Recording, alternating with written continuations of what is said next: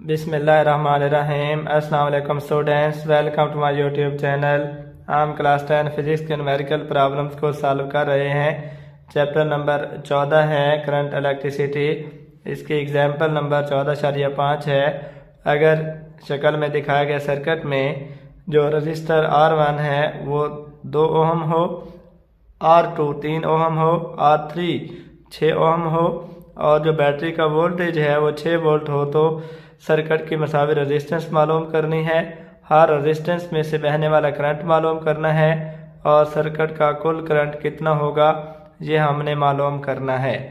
तो हमें जो डाटा गिवन है, अगर इस क्वेश्चन को हम सॉल्व करें तो R1 जो रेजिस्टेंस है वो 2 ओहम है, R2 की मिकदार 3 ओहम है, R3 की मिकदार है 6 ओहम। जिस बैटरी के साथ इन्हें जोड़ा गया है उसका पोटेंशियल है 6 वोल्ट। हमें मालूम करना है कि इस सर्किट की मसावी रेजिस्टेंस क्या होगी, हर रेजिस्टर में से बहने वाला करंट कितना होगा।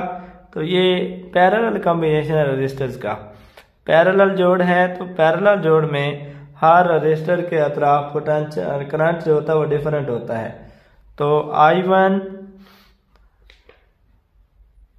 करंट थ्रू R1 होगा I1, वो हमें मालूम करना है।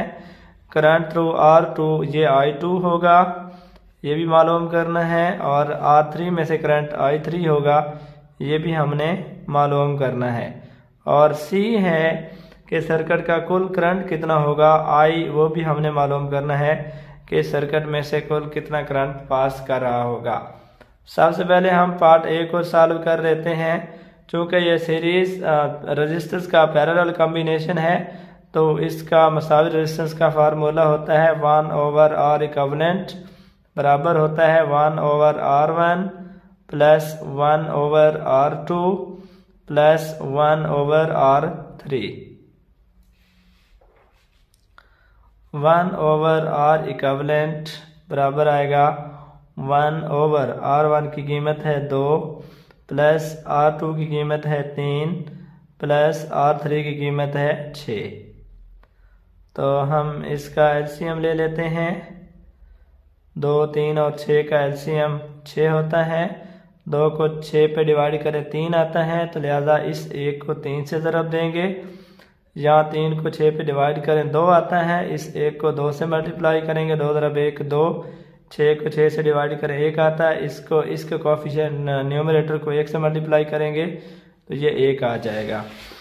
तो 1/R इक्विवेलेंट बराबर आ जाता है 3 × 2 5 और 1 6, 6 तक़सीम 6। तो लिहाजा हमारे पास इस जोड़ की मसावी रेजिस्टेंस आ जाती है 6 तक़सीम 6 1 होता है। तो इस जोड़ की मसावी रेजिस्टेंस 1 ओहम होगी, क्योंकि यहाँ पे 6/6 1 है। तो ये 1/R इक्विवेलेंट है, हमने R इक्विवेलेंट निकालना है। तो रेसिप्रोकल जब इसका लेंगे तो 1 का भी रेसिप्रोकल लेंगे, तो 1 का रेसिप्रोकल 1 ही होता है। तो ये जो हमें जोड़ दिया गया है, ये अगर हम इसको उल्टा दें, R इक्विवेलेंट उल्टा दें तो ये 6/6 ये भी आ जाएगा। तो मसावी रेजिस्टेंस इस पैरेलल जोड़ की 1 ओहम होगी। इस क्वेश्चन का बी पार्ट है, हर रेजिस्टेंस में से बहने वाला हमने करंट मालूम करना है। तो हमने ऑलरेडी कहा हुआ है कि I1 करंट है जो कि R1 में से पास कर रहा है, I2 वो करंट है जो R2 में से पास कर रहा है, R3 वो करंट है जो I3 में से पास कर रहा है। तो ओहम लॉ मुताबिक करंट बराबर होता है V/R के। तो ये सीरीज पैरेलल कॉम्बिनेशन है।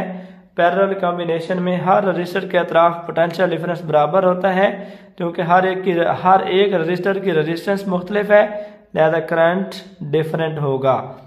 V बैटरी का जो वोल्टेज है वो गिवन है 6 वोल्ट और रजिस्टर R1 की रेजिस्टेंस 2 ओहम है।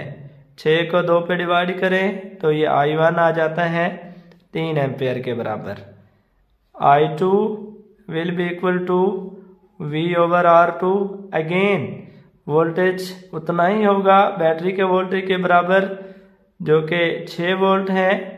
R2 की रेजिस्टेंस जो है वो 3 ओहम है, तो हम डिवाइड कर लेते हैं 6 को 3 पे, 2 एम्पेयर। तो R2 की रेजिस्टेंस, R2 में से जो करंट पास कर रहा होगा दैट विल बी 2 एम्पेयर। अब R3 में से कितना करंट पास कर रहा होगा, I3 is equal to V over R3। Voltage battery के वोल्टेज के बराबर है 6 वोल्ट। R3 की रेजिस्टेंस है 6 ओहम।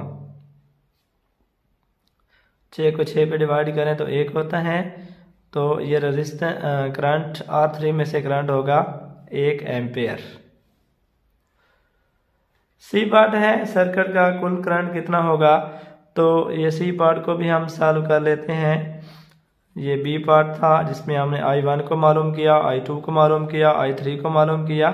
अब सी पार्ट है सर्किट का कुल करंट। तीनों रजिस्टर्स में से जो कुल करंट पास कर रहा होगा सबको अगर हम ऐड करें तो सर्किट के कुल करंट के बराबर होगा। I1 जो कि R1 में से पास कर रहा है, प्लस I2 जो कि R2 में से पास कर रहा है, प्लस I3 जो कि R3 में से करंट पास कर रहा है। I1 है 3 एम्पेयर, प्लस I2 है 2 एम्पेयर, प्लस I3 है 1 एम्पेयर। तो अगर हम इस सब को ऐड कर लें 3 जमा 2 5 जमा 1 6, तो सर्किट का कुल करंट 6 एम्पेयर के बराबर होगा।